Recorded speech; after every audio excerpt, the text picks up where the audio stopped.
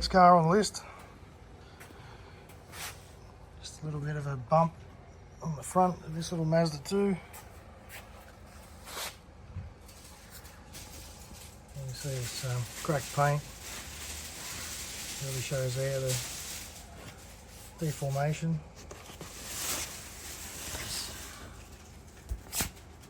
It's bulged out down the bottom here too. So I'm going to have to heat this, try and push this in, pull this out and bring it back to a bit of better shape. And then there's other marks and scuffs and stuff on it.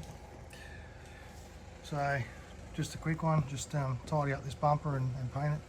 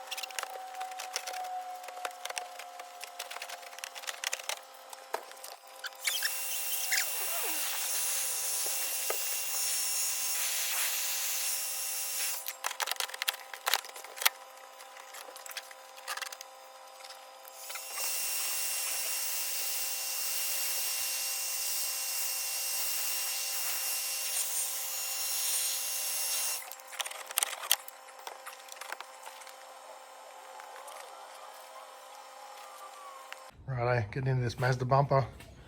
So all the clips are off the top. There's some screws and these little push clips. This fucking thing. Okay, these push clips, you push the center. Just push it down and you can pop it out. Okay, pretty simple.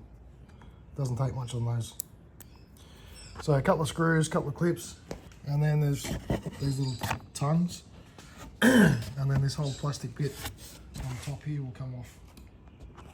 So once that's removed, we can remove this main grille section, and there's screws galore on this. All right, so basically wherever you see a screw, pull it off, because we just want the bumper cover by itself. So stuff like this is going to be for the chrome section, okay, and then all these are for the plastic. So I'll just get to pulling all them out, and once we've got those ones out, then we've got this bottom grille, same story, screws everywhere, pop them out. You've got these little clips, so you'll have to push that back over and then pop that out. This has been painted a couple of times before. And then the fog light covers just the one screw, and then all these other clips around. So I'll remove all those and get it flipped over. All right, so we've got all the plastic sections off. Now we've got to get this chrome section off. So it's just pinching in these little yellow clips and popping it back down. All right, to try and hold the splash tray, they've put silicone up here. So as you may well be aware, silicone and paint do not like each other. All right, so I'm gonna have to strip all of this off and heavily sand it to try and get rid of all the residue, because obviously here there's silicone everywhere and we need to repair this spot here. So I've got a bit of a job ahead. I wasn't aware of all this silicone before, otherwise I probably wouldn't have even taken it on. Okay, so a lot of this dent I've been able to push out. Just heating it up with a bit of gas, and you can use a heat gun or whatever and push it all out. So I've got a rough, very rough shape. So now I can, because this was all caved in, I don't know if I showed you that before. You should have been able to see it when I was showing you the silicon. It's had repairs on this side. This has actually been plastic welded before. So I'm going to try and chip some of this old crap up. And you can see I've used the little weldy tabs. So I'll finish cleaning this up a bit and get some body filler on it. It's important to note you don't want body filler real thick on a bumper. Falling like little scratches like this sort of thing and whatever, but you don't want to shape because bumpers move. So you can see that movement will crack all the body filler, and you'll end up with more issues than you've already got. And our high build primer laid down. You see it needs a bit of tidy up just there with the things.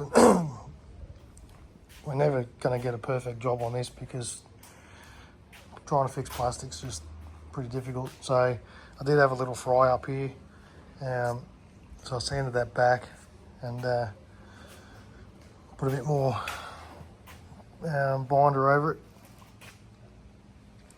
You can see the repairs have come up pretty good. You can just see the outline of the body filler.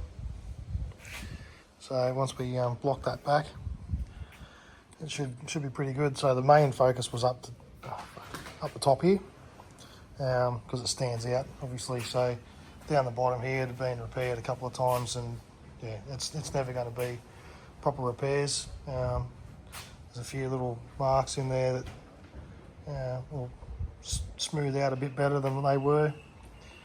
And then down here, the body filler just kept on cracking out, so it's never going to last forever, but it will look a lot better than it does now after a bit of sanding, and then we can lay some colour on it. I'd actually forgotten to record here, so this final part is 12 months later and it still looks good.